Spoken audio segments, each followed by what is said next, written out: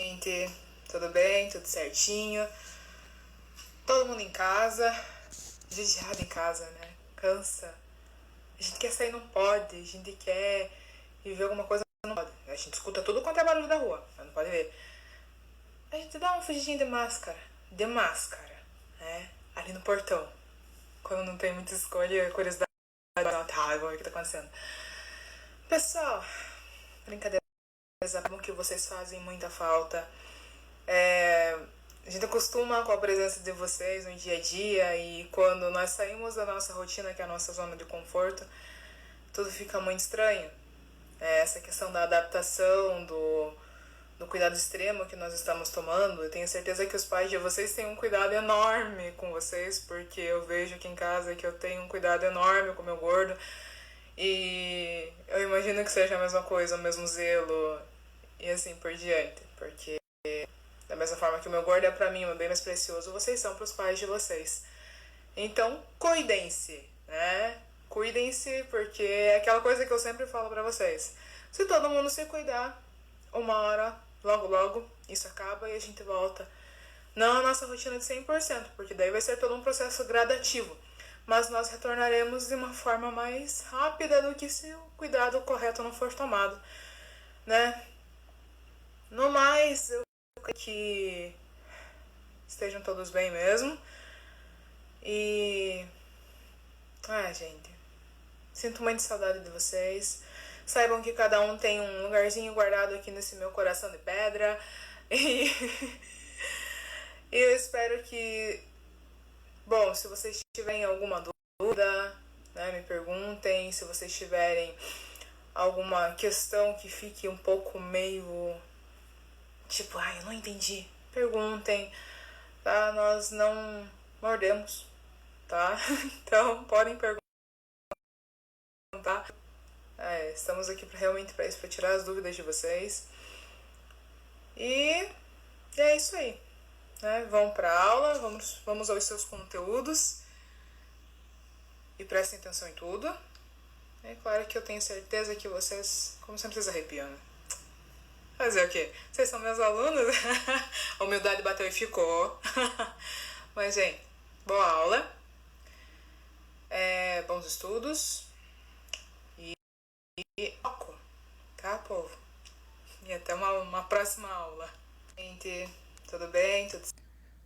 Então, pessoal, vamos dar continuidade onde nós paramos na última aula, certo? Que foi sobre a usina de Belo Monte. E continuando. Então, na época, a proposta de aproveitar as águas do rio Xingu para gerar energia já era antiga. Começou em 1975, no governo Geisel. Em 2011, as obras começaram e os protestos aumentaram. O que acontece? Na verdade, o movimento Gota d'Água, em que os atores defendem o fim das obras no YouTube, é o mais recente. O apelo, na verdade, é substituir a usina por fontes de energia eólica e solar, para que, na verdade, quem defende o Belo Monte, isso não faz sentido. Seria mais caro, menos confiável. A maior certeza é que até janeiro de 2015 é a data marcada para a entrega da usina, e era o que tinha de previsto. Então, gente, o que acontecia? As pessoas estavam batendo de frente. Sim, porque como eu expliquei para vocês bem no começo do ano, né, vocês sabem a transformação que uma usina hidrelétrica causa numa região. É uma energia limpa, sim, mas ela tem todas as características, ela tem toda uma estrutura a ser mudada. E a de Belo Monte, na verdade, ela ficou muito marcada por causa disso. As pessoas foram até o YouTube para fazer protesto, né, pela internet, uma forma de conseguir um acesso com mais pessoas, para que isso não ocorresse, tá? Já digo para vocês e adianto, ela já está em funcionamento, certo? Então, eles falavam que a energia eólica seria melhor, a solar seria melhor, não tão agressivas, mas não teve jeito, tá? Então, o que aconteceu? né? Realmente a eólica é mais cara, a solar é mais cara. Menos confiável por quê? Porque, na verdade, o custo é maior, a manutenção é maior, né? Então, eles queriam colocar hidrelétrica e quando colocam na cabeça, vocês sabem como que é, né? Beleza, povo? Então, vamos ver isso daí, certinho. Argumentos contra a usina de Belo Monte. Eu coloquei ali debaixo d'água, caos social, desmatamento e os índios ameaçados. Eu vou explicar para vocês cada um deles que eu acho que fica melhor do que só jogar assim. Né? Então, a parte assim, debaixo d'água, o lago que alimentará as turbinas, né, de Belo Monte, ele vai ocupar uma área de equivalente a 90 mil campos de futebol da bacia do Xingu, né, que abriga 440 espécies de aves e 259 mamíferos. É muita coisa. E 640 quilômetros quadrados é a extensão da área alagada, que equivale a 1/3 da cidade de São Paulo. Então aí a gente já tem uma questão de tudo isso embaixo d'água. Medonho. Eles conseguiram mexer nos projetinhos que a gente vai falar porque então a aula. É muito cedo para dar spoiler da aula ainda. Então, continuando. Até então, vamos pensar no projeto desse jeito. Opa. Caos social. A obra ela iria obrigar a relocação de 5.988 famílias. E além disso, milhares de imigrantes serão atraídos para a região. Claro, né?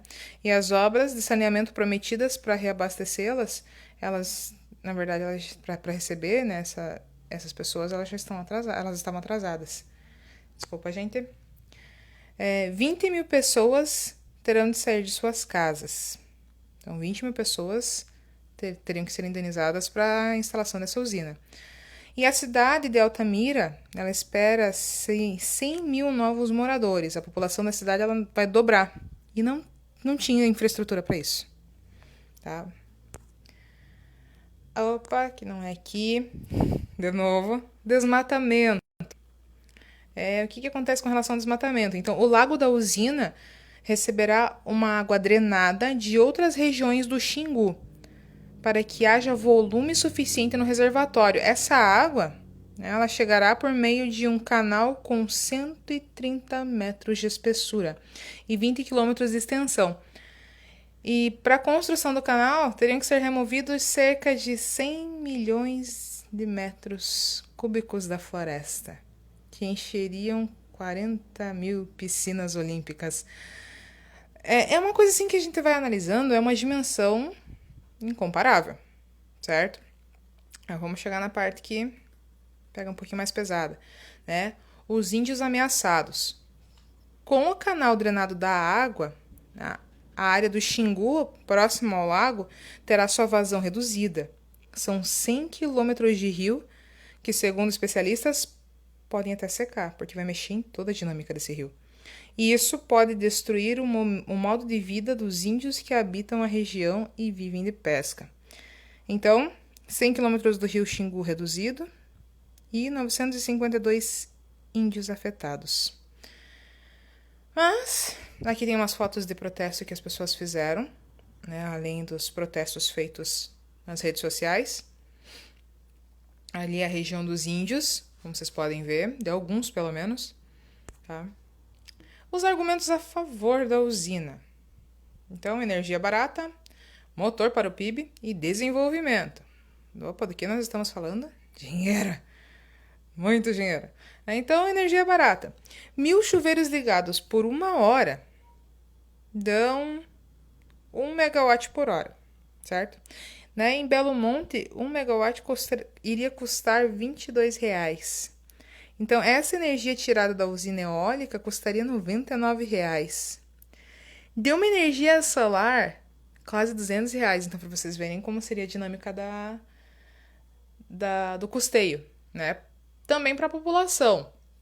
Então, para uma hidrelétrica, R$22, certo? 1.000 chuveiros ligados. Para uma eólica, R$99. Para uma usina solar, R$200. A gente percebe que realmente é uma energia barata. Mas eu ainda não estou convencida, ainda defendo Belo Monte, tá? Motor para o PIB. O Brasil precisa de mais energia. A demanda do país, na verdade, segundo a Agência Internacional de Energia, ela iria crescer aproximadamente 2,2% até o ano de 2035. Tem chão ainda. Mais do que a média mundial. A média mundial está entre 1,3% mais ou menos. Tá? E até mais do que a previsão, né, que esses 2,2% era ganhar da China ainda. A China tem 2%. Então, o crescimento do consumo de energia elétrica, 7,8%. Nesse ritmo, né, o Brasil precisaria dobrar a sua capacidade de geração de energia a cada 12 anos. Então, o PIB ia dar um belo salto. E o desenvolvimento? Né? As cidades próximas às usinas, elas enriquecem. Isso é tiro e queda. E foi o que aconteceu com a região de Tucuruí, também no Pará. Então, desde 1984, está a primeira hidrelétrica da Amazônia, foi inaugurada no mesmo ano. Então, serão criados 40 mil empregos diretos e indiretos, tudo por causa da usina de Belo Monte. Os investimentos do governo em saúde, educação e infraestrutura chegarão a 4 bilhões, isso dá 7 vezes o PIB de Altamira. Então, se a gente parar e pensar na parte econômica, claro, nossa, lindo, maravilhoso, dinheiro, dinheiro, dinheiro. Mas vocês sabem que o dinheiro não move tudo, né? E o nosso meio ambiente, ele tem todo um sistema. Existem coisas que já estavam lá. Logo, o que acontece? Eles têm que arranjar uma solução, certo? Então, continuando, depois a gente chega nessa parte. Para igualar a produção de Belo Monte, seriam necessários, aqui só um comparativo que nós fizemos, 19 termoelétricas, que são aquelas do carvão, poluídas, né, as malévolas, que nós falamos também no começo do ano, 17 usinas nucleares iguais a Angra, isso aí a gente não cogita não, porque dá medo, usinas nucleares, lembrem de Chernobyl, que nós também comentamos, dá medo, então... precisariam de 17 para comparar a uma usina de Belo Monte. 3.700 torres de energia eólica. É muita torre. E aproximadamente 50 milhões de placas de energia solar. Então, gente, a gente vê a potência de Belo Monte, né?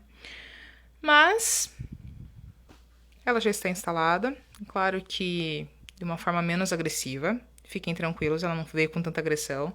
Eles conseguiram dar um jeitinho ali na dinâmica do rio também, tá? Para que não afetasse um todo e, de certa forma, agradasse os dois lados, né?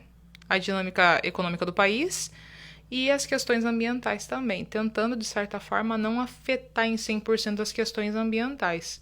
Afetou? Sim, mas não como era para ser afetado. Então, de certa forma, os protestos valeram a pena, porque eles acharam uma solução para conseguir deixar a potência de Belo Monte lá funcionando, o PIB subindo e sem afetar tanto o meio ambiente.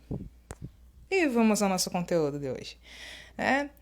Nosso conteúdo: aspectos naturais, clima e vegetação no Brasil. Inverno. Então eu coloquei uma frasezinha ali, Como é linda minha terra sob a neve. Lindas matas, lindos campos a branquear. Surge a lua linda e calma sobre a serra. Nossa, tocante. Gente, quando a gente para pensar nisso, o que acontece? Nós temos que pensar o quê? Que o Brasil ele tem uma extensão territorial muito grande, Então ela apresenta vários tipos de clima. Quando a gente olha essa imagem de Gramado e para pensar assim, vamos colocar uma do lado da outra. Gramado no inverno, Paranaguá no inverno, Sergipe no inverno. Dá para comparar as três? Até às vezes a gente pode pensar assim, nossa, será que os três estão no mesmo país? Por quê? Porque o Brasil, na verdade, ele tem uma extensão incomparável. E daí, isso acaba nos propiciando diversos tipos climáticos, Então, a maior parte do território brasileiro, ela encontra-se em baixas latitudes, entre o Equador e o Trópico de Capricórnio. Por isso, predominam os climas quentes e úmidos. Isso que vocês aprenderam no passado. Então, com relação à umidade, o clima vem apresentando algumas diferenças de uma área para outra, né? Desde o superúmido, quando a quantidade de chuva é superior a 2.500 milímetros anuais, até o semiárido, né? Quando a quantidade de chuva ela situa-se entre 300 e 600 milímetros anuais, né? Bem pouco. Então, o nosso Brasil, né? Eu acho lindo esse mapa. Então, o Brasil é reconhecido internacionalmente por suas características naturais. O que acontece? Pessoas de outras nacionalidades, eles descrevem o nosso país como um lugar de clima bastante quente, com florestas exuberantes, cortadas por grandes rios ou belas praias. Isso com relação ao clima, tá? Claro que tem outras denominações, né? Mas com relação ao clima e o relevo, eles falam isso. Então, até certo ponto, essa visão ela é verdadeira. Mas, né, as nossas paisagens naturais brasileiras, elas são muito diversificadas. Como a gente pode observar, como vocês puderam observar em alguns exercícios que vocês fizeram. Então, gente, nesse capítulo mesmo, nós vamos estudar a respeito das características, principalmente no que se refere ao clima e à vegetação, tá? Então, a gente vai ver muita imagem. Já que nós não podemos sair de casa, nós vemos pelo computador, né? Então, fatores que influenciam o clima no Brasil. Os que influenciam são latitudes, altitudes, correntes marítimas, massas de ar, né, e as frentes. Latitude, na verdade, né, quando a gente fala latitude, ela está relacionada com a linha do Equador, certo? E ela acaba por ser uma região onde recebe maior incidência solar, é a mais quente. À medida em que se afasta da linha do Equador, tanto para o norte quanto para o sul, a latitude, aumenta a temperatura ou ela diminui, certo? Então, isso com relação à latitude. A altitude, ela seria a altura do terreno. Quanto maior a altitude, menor a pressão e, consequentemente, menor a temperatura. Então, esses fatores naturais, eles podem ser naturais ou artificiais, tá? Os naturais, cadeias de montanhas, proximidade e nível do mar, a latitude e as correntes de ar ou marítimas. As artificiais, grande represa ou uma densa malha urbana, né, com veículos e fábricas. Eu coloquei aqui as duas formas para vocês, tá? Então, as naturais, eu coloquei o Monte Roraima, Serra do Pacaraíma, e as artificiais eu coloquei a Grande São Paulo, né, que dão grandes impactos. Né? Duas imagens que eu acho que conseguem diversificar bem isso daí. Então, os fatores principais que interferem nos climas do Brasil. Coloquei aqui em primeiro a altitude. Existem muitos fatores que influenciam a dinâmica climática, como a latitude, os ventos, as massas de ar, a umidade, as chuvas, a maritimidade e a continentalidade, a temperatura dos oceanos, entre outros. Então, apesar dessa diversidade, a altitude é um dos fatores mais decisivos sobre as características do clima, tá? Então, nós entendemos por altitude a distância vertical que deve ser medida entre metros entre determinado local da Terra e o nível do mar. Beleza? A altitude, A altitude influencia o clima, sobretudo através da pressão atmosférica. Sabe-se que a pressão do ar é responsável pelo aumento das temperaturas. Assim, quanto maior a pressão, mais quente fica. Quanto menor a pressão, mais frio. Tá? Então, o que vai acontecer? As regiões da Terra que se encontram mais próximas do nível do mar, as que possuem menores altitudes, elas sofrem uma maior pressão atmosférica, tornando-se mais quentes. Isso justifica a nossa região. E aquelas regiões com maior altitude, por outro lado, elas sofrem menos com a pressão atmosférica, tornando essas regiões mais frias. Então, a gente pode até fazer aquela jogadinha. Quanto maior a altitude, menor a temperatura. Quanto menor a altitude, maior a temperatura. Tá? Sem confundir. É igual a regrinha de matemática. Quanto maior a altitude, menor a temperatura. Quanto menor a altitude, maior a temperatura.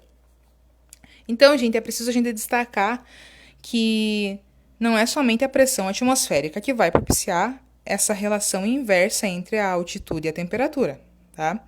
Então, regiões mais altas, geralmente elas possuem maiores incidências de ventos e precipitações. Esses ventos e precipitações, essas precipitações, elas podem ser em forma de chuvas ou em forma de neve, o que também contribui para a queda das temperaturas. Apesar de o território brasileiro não apresentar as grandes elevações observadas na maioria dos países vizinhos, os locais onde as altitudes ficam acima de 900 metros têm características que apresentam temperaturas mais baixas e no inverno mais frio. Então, a gente acaba calculando que a cada quilômetro de altitude equivale a um resfriamento de 6,5 graus. Tá? Então, quando essas altitudes coincidem mais ao sul do país, é possível até mesmo ter essas precipitações em forma de neve, né, que eu coloquei para vocês o Planalto Catarinense. Maritimidade e continentalidade. Né? A continentalidade é o nome dado para os efeitos climáticos sofridos por regiões localizadas no interior dos continentes, ou seja, afastadas das regiões litorâneas. Por outro lado, a maritimidade é a proximidade entre algumas áreas possuindo mar, o que provoca grandes mudanças em seus climas. Mas, para a gente entender melhor isso daqui, nós temos que ter uma relação entre a continentalidade, a maritimidade e o clima. Nós vamos ter que entender também a questão da amplitude térmica, tá? Então, mas vocês podem ver aqui no desenho, né? Maritimidade, próximo ao mar, continentalidade, distante do mar, a região do continente. Então, a amplitude térmica. Amplitude térmica significa a variação das temperaturas ao longo do dia, ou seja, a diferença entre a temperatura mais alta e a mais baixa. Por exemplo, em uma cidade em que a temperatura mínima foi de 20 graus, a máxima foi de 38 graus, então podemos dizer que a amplitude térmica foi alta, pois houve uma mudança de 18 graus em um único dia.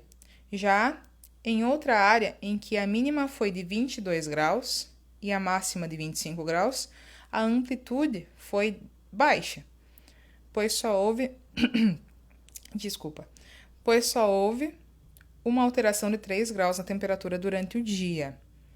Então, gente, dessa forma, é preciso a gente lembrar que as regiões que possuem maior umidade, elas costumam ter uma amplitude térmica menor, tá? Maior umidade, amplitude térmica menor. Em outras palavras, as áreas que possuem maior quantidade de água no ar, em forma de vapor, elas tendem a ter menos variações das suas temperaturas, deixando o clima constante ao longo do dia. Então, né, agora que nós sabemos a relação entre a umidade e a amplitude térmica, nós podemos entender melhor os efeitos da maritimidade e da continentalidade. Geralmente, as áreas litorâneas, as mais próximas do mar, elas recebem mais umidade, e já as mais afastadas recebem menos umidade. Portanto, o que vai acontecer? Quanto maior a continentalidade, menor é a umidade do ar, né? E maior é a amplitude térmica. E quanto maior a maritimidade, maior é a umidade e menor é a amplitude térmica, tá? Então, um precisa do outro. Então, isso significa que as áreas localizadas no interior dos continentes, que recebem o nome de continentalidade, elas variam as suas temperaturas. Já as regiões mais próximas ao mar, elas tendem a apresentar as temperaturas mais constantes, né? Elas ficam sempre parecidas, elas praticamente não mudam durante o dia e no decorrer do ano, pois o ar está mais úmido nessas localidades. Desculpa. Então, por essas razões, há no interior do Brasil uma significativa área afastada dos oceanos, que sofrem efeitos da continentalidade, né? Então, seja da sua localização interior do continente. Relevo. As regiões mais altas, como nós já falamos, elas costumam ser frias, mais frias. Mas, além disso, essas zonas elas tendem a rebater a umidade proveniente de outros lugares, impedindo que chegue a certos lugares que possam ficar mais secos. Então, um exemplo que a gente pode usar com relação a isso é até o deserto do Atacama, no Chile. A Cordilheira dos Andes ela não deixa que os ventos carregados de umidade cheguem até essa região. E isso faz com que ela se transforme realmente em um dos desertos mais áridos do planeta. Então, aqui, ó, a distribuição de serras, planaltos e planícies influencia a circulação de ar das chuvas. Em parte da região nordeste, por exemplo, o Planalto da Borborema. Então, gente, o que acontece com o Planalto da Borborema? Ele se estende de Alagoas, passa por Pernambuco, Paraíba, Rio Grande do Norte e constitui uma barreira natural para a entrada do massa de ar que vem do Oceano Atlântico, né? E na hora que ela dificulta dessa maneira a entrada da massa de ar rumo ao interior do território, esse planalto ele acaba sendo um fator para contribuir para a aridez em uma parte do sertão nordestino. Estão vendo como uma coisa liga a outra? Então, a bacia do Rio Paraguai é mais um exemplo da influência do relevo sobre a circulação das massas de ar. Ela forma uma espécie de corredor, né, o qual no inverno possibilita que o ar frio vindo do sul chegue ao norte, baixando as temperaturas. Evento esse conhecido como friagem. Agora, pera só um pouquinho que eu vou usar o RA de vocês. Então, gente, ativando o RA de vocês.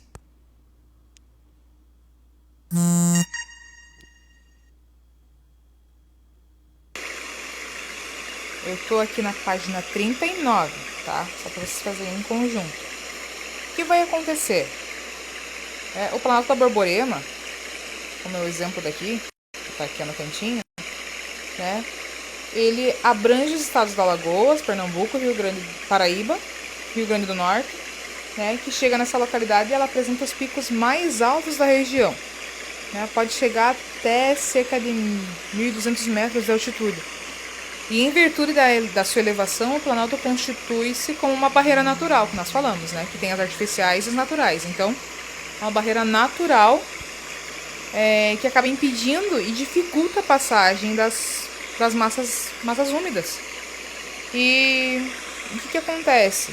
Né? Ela vai acabar servindo mesmo como uma barreira, né? Então, quando essa massa de ar encontra o Planalto da Borborema, encontra aquela parte da serra, ali que ocorrem as chuvas do ano passado, né? Que se precipitam no lado do Planalto e da verdade que ele fica voltado, na parte que fica voltada para o oceano. Então, gente, dessa forma, a massa de ar, né, ao adentrar no sertão nordestino, ela acaba já encontrando-se praticamente seca, e acaba contribuindo para os índices pluviométricos da região, né, que são comparados com relação ao restante do Nordeste. Então, esse fenômeno ele resulta em longos períodos de estiagem, que podem durar até 6 a 8 meses, contribuindo para agravar inúmeros problemas sociais de parte da população que ali reside. Então, como vocês podem ver, né, as chuvas e também, é claro, as partes mais frias, as frentes frias, vamos ver se eu consigo desenhar aqui, elas acabam fazendo o quê? Elas ficam por aqui, certo? Então, o que vai acontecer? Os ventos mais frios, eles não conseguem passar. Eles ficam sempre nessa partezinha aqui da região. Então, fica aqui pela...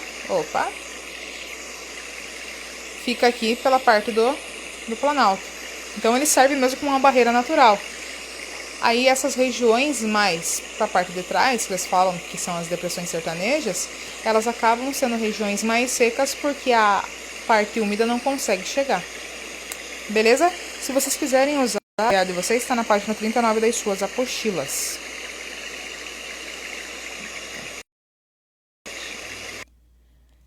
Gente, atividade de vocês. Página 36 das apostilas, tá? Na dúvida me perguntem de qualquer atividade. E, pessoal, até a próxima aula.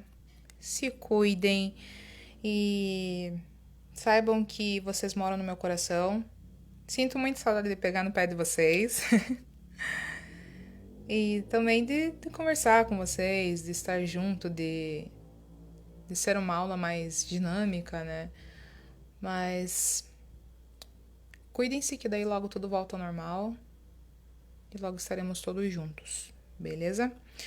Boa semana, boas outras aulas e um abração para vocês.